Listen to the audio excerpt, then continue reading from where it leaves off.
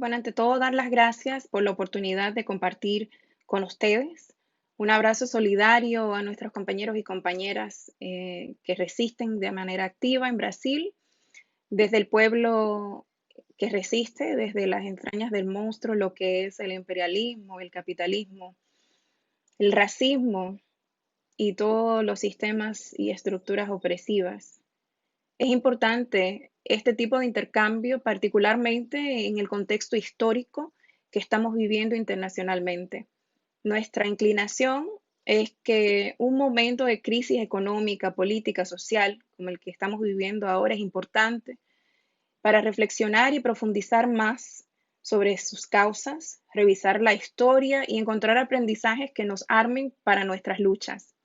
A la misma vez, encontrar lo que nos inspire a imaginar radicalmente el futuro y crear nuevos instrumentos para avanzar nuestras luchas que sea acorde al contexto y los tiempos que estamos viviendo.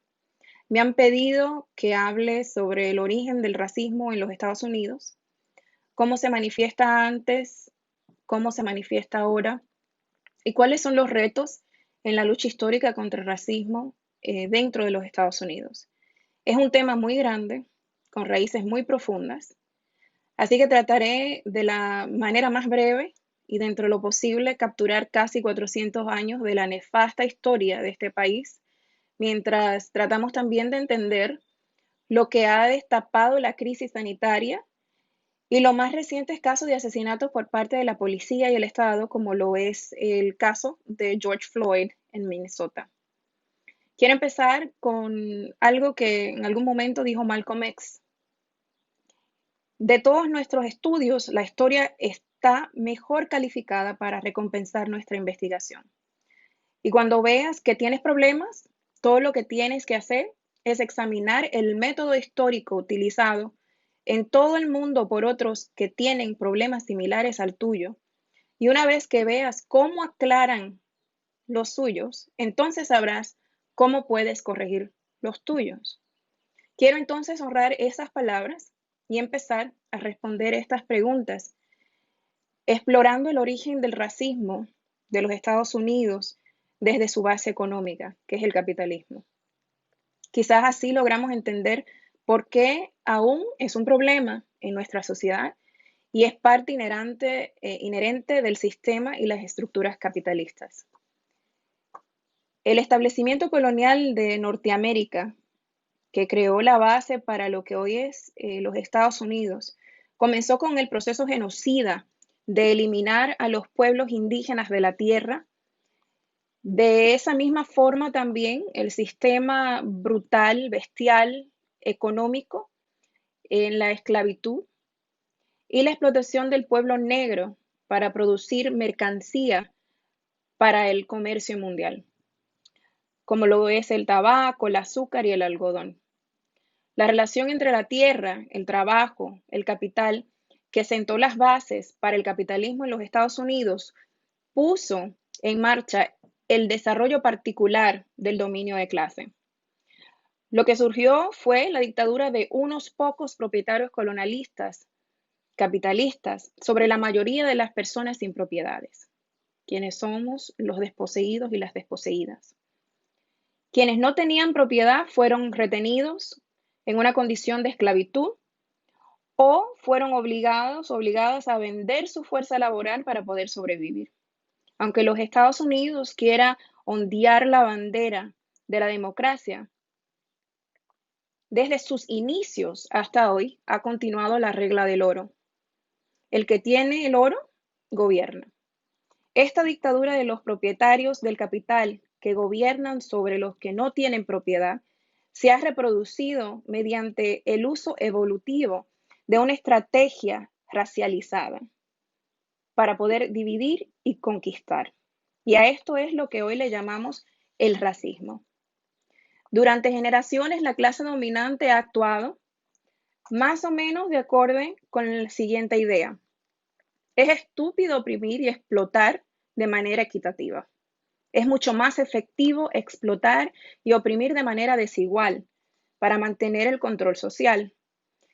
Si nos explotan a todos por igual, hay más posibilidades de unir fuerzas desde la clase trabajadora.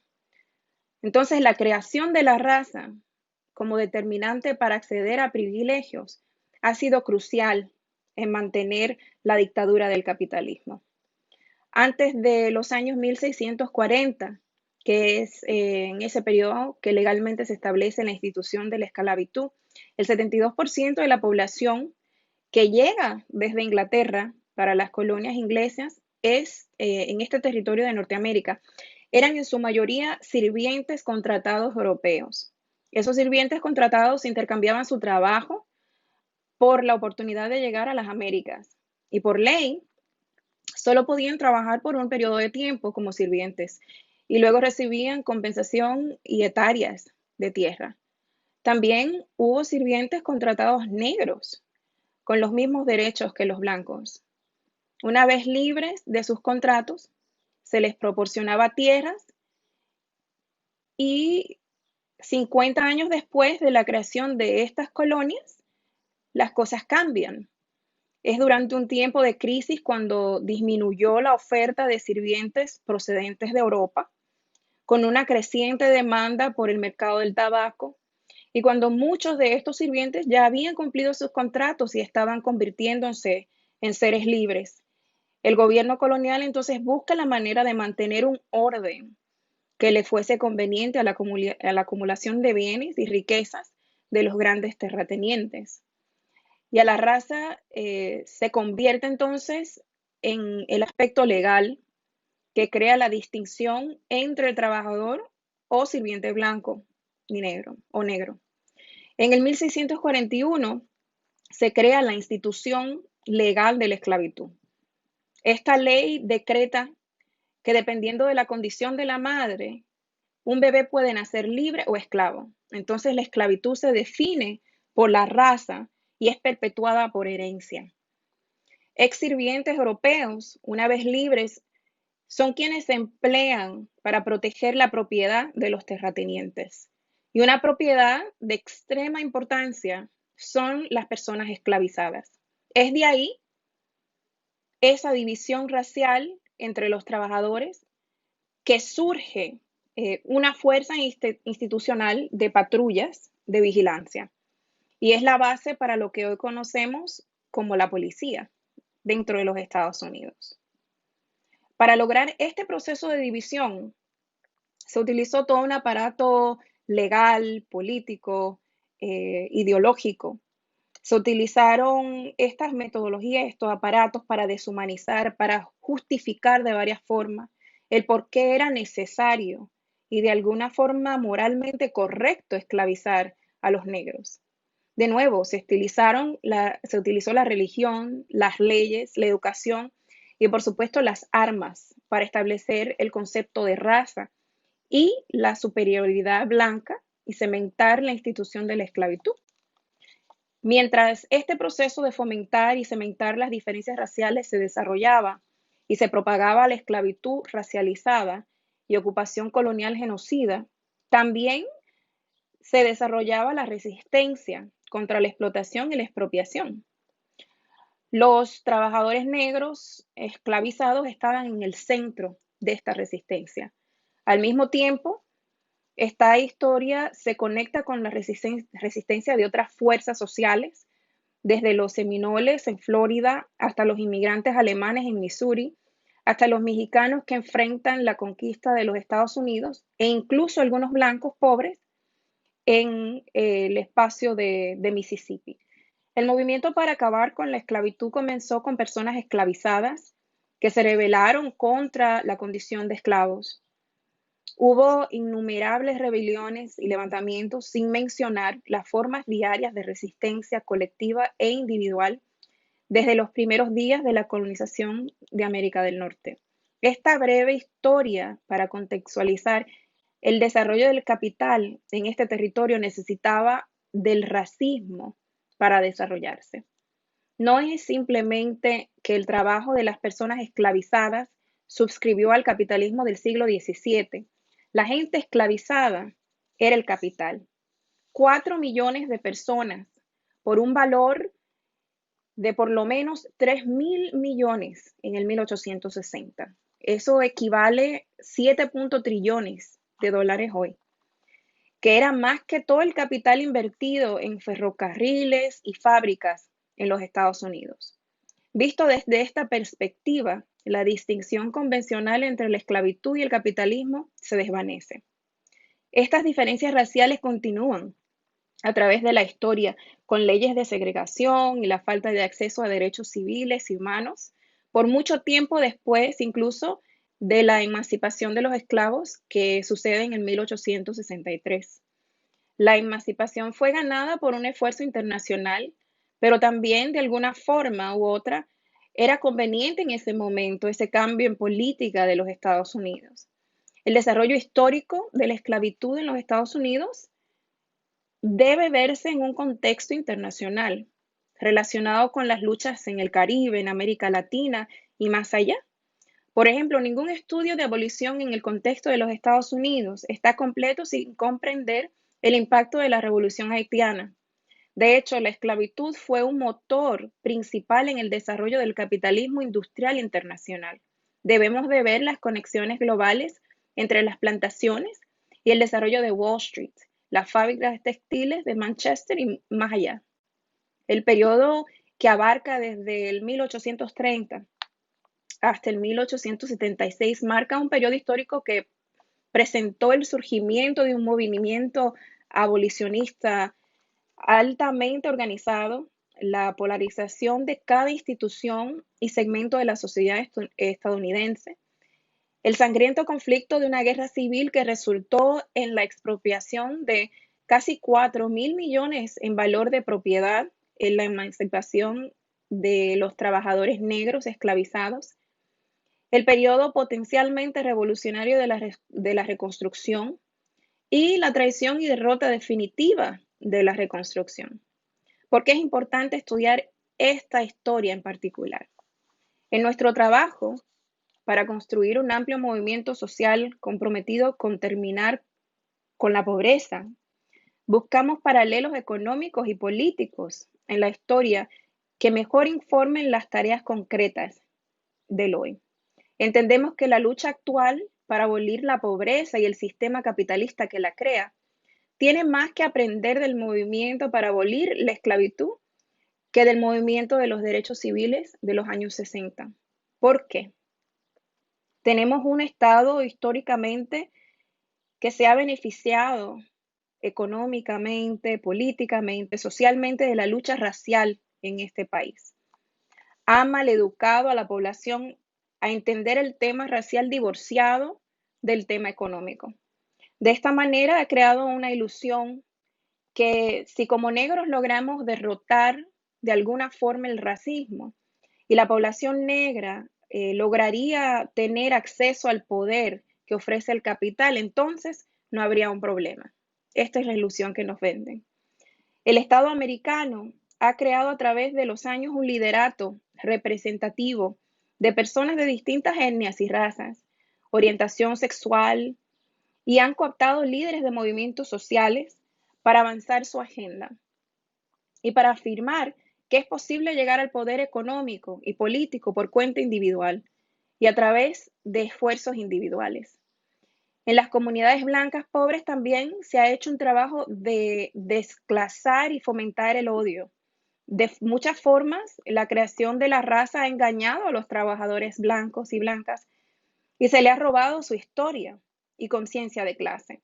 En su mayoría, los ancestros de las comunidades pobres blancas dentro de los Estados Unidos no eran dueños de estas tierras. Sus ancestros fueron quienes trabajaron como sirvientes por 50 años antes que se estableciera la esclavitud. Sus ancestros fueron quienes aceptaron el soborno de los privilegios por parte del capital. Mas, sin embargo, aunque la ideología de la supremacía blanca y el racismo crece en estas comunidades, y ahora, durante el gobierno de Trump, es inclusive un arma a través del desarrollo de este país. La condición material de estas comunidades no ha mejorado. Las comunidades blancas han entendido o se le ha inculcado que son los negros, los trabajadores inmigrantes, las comunidades sexodiversas, quienes tienen la culpa de sus condiciones económicas y materiales. Sectores de la comunidad negra también han sido sobornadas dentro de la historia. Muchos de quienes caminaron y formaron parte de las luchas con Martin Luther King al inicio de su trabajo político, ahora son parte de esa gama de líderes que empujan la agenda de la clase élite. Martin Luther King fue asesinado precisamente porque logró hacer la conexión entre el capitalismo, el militarismo y el racismo.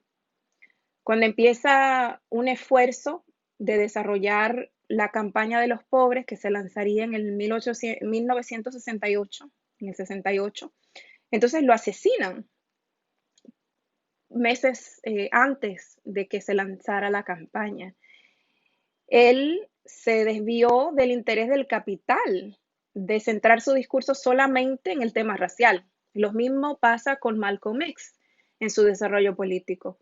Una vez empieza a cuestionar al capital, lo matan. Entonces podemos ver que se permite el tema racial porque aporta de alguna forma u otra lucro y a la agenda capitalista. Mas, sin embargo, el organizar a las bases y articularse a pesar de las diferencias históricas hacia una lucha de clase en este país es algo que no se perdona. Vemos durante los años 60 y 70 todo un plan desde los servicios de inteligencia para eliminar movimientos de liberación, no solo a nivel internacional, pero también a nivel nacional. En los Estados Unidos, el servicio de inteligencia establece a COINTELPRO, que es un programa para identificar, infiltrar y aniquilar movimientos sociales y líderes. Esta aniquilación de líderes y movimientos, entre otros factores históricos, crea un vacío ideológico y político que aún estamos viviendo. También da pie a que se solidificaría la narrativa dominante del capital y esos líderes cooptados de que si logramos derechos civiles, si logramos la desegregación y otras concesiones, entonces no necesitamos la abolición del Estado. Toda esta narrativa indica que se puede avanzar individualmente con esfuerzo y sacrificio, sin necesidad de una organización y movimiento.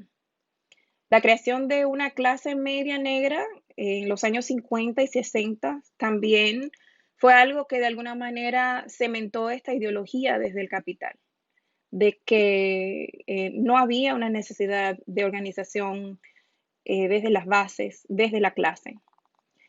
En las últimas décadas, lo que ha sucedido es que la clase media ha ido desapareciendo por el proyecto neoliberal global.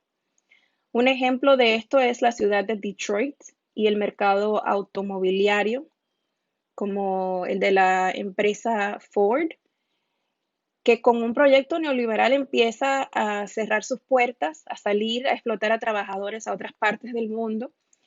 Y en el proceso de automatización también da paso a altos niveles de desempleo, en su mayoría en comunidades trabajadoras, tanto negras, latinas y blancas. Vemos también los procesos de encarcelamiento que desde el principio de los 70, en medio de una crisis global, se empieza a desarrollar como un negocio capitalista. Los Estados Unidos tiene la mayor población de personas encarceladas en el mundo, en su mayoría gente pobre y desproporcionadamente gente negra y latina.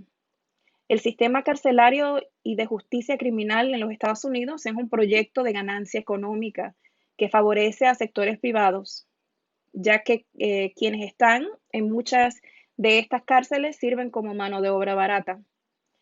Han sido casi 400 años de manipulación, de explotación y de opresión por parte de la clase capitalista de los Estados Unidos, lo que nos ha traído al momento histórico que estamos viviendo. Hace ya 15 días que las frustraciones acumuladas de las comunidades pobres y negras se han desbordado en forma de protestas en más de 200 ciudades de los Estados Unidos, Cientos de miles de personas han tomado las calles exigiendo justicia para George Floyd y para impulsar demandas al Estado americano, incluyendo la abolición de la policía. Es importante decir que no es la primera vez que el pueblo se rebela. Han habido otras revueltas sociales en tiempos de crisis, con mucho potencial revolucionario.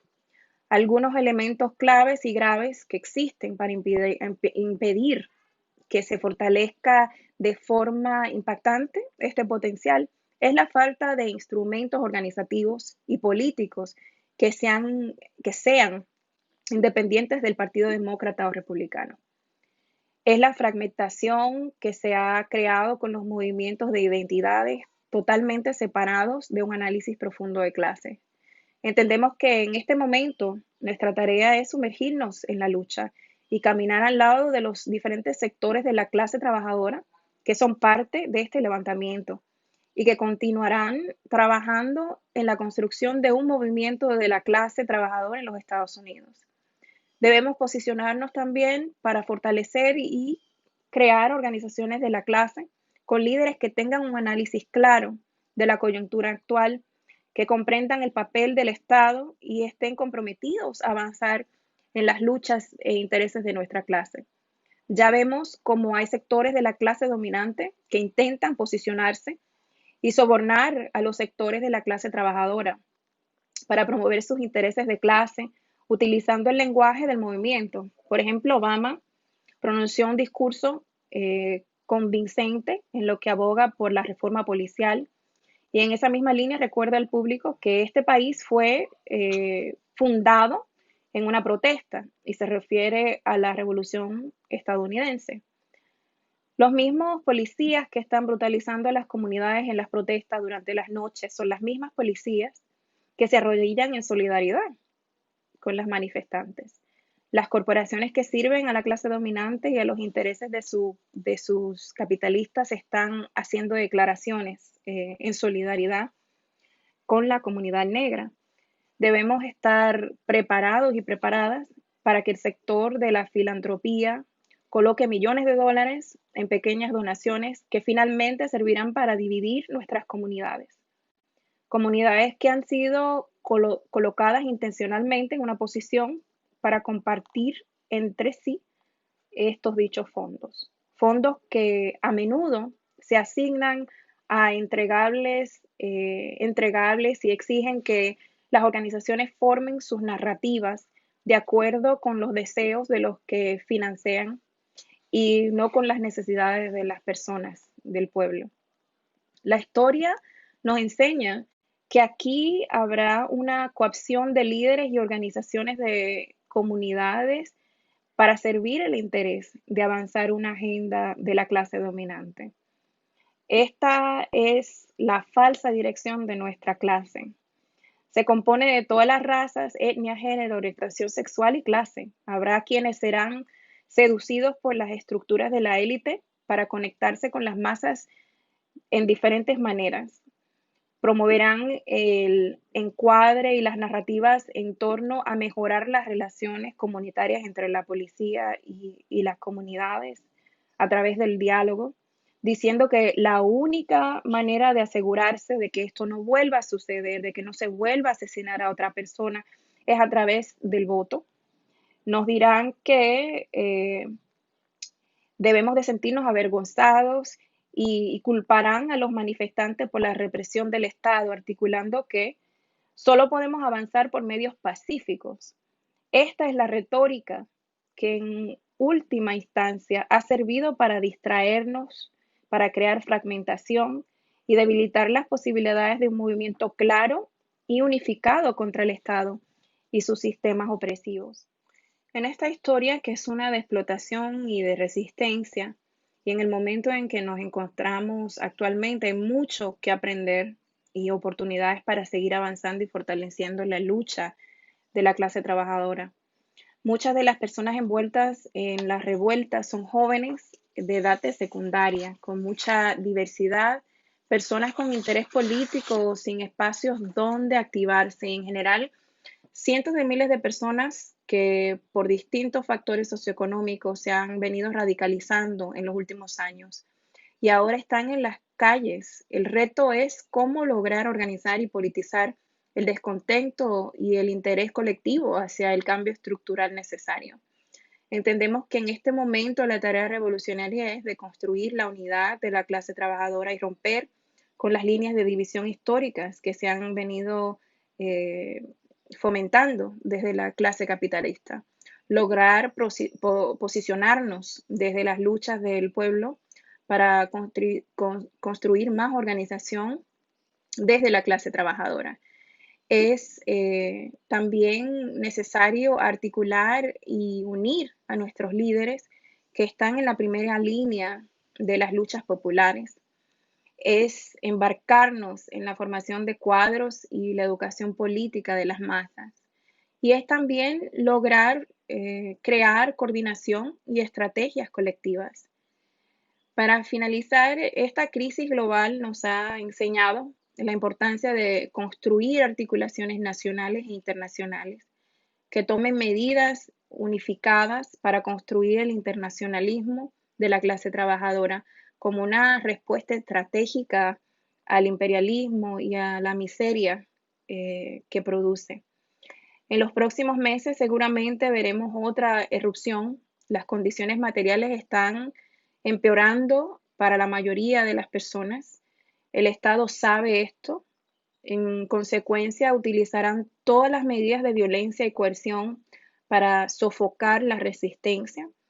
Nuestra tarea es construir en preparación para ese momento, entendiendo que el proceso revolucionario ocurre en etapas y los levantamientos son momentos claves en la historia para identificar líderes, construir y fortalecer organizaciones de nuestra clase que puedan llevarnos a la siguiente etapa en este proceso. Una vez más, agradecer a los compañeros y compañeras de Levante por crear el espacio para esta conversación y bueno, muchas gracias.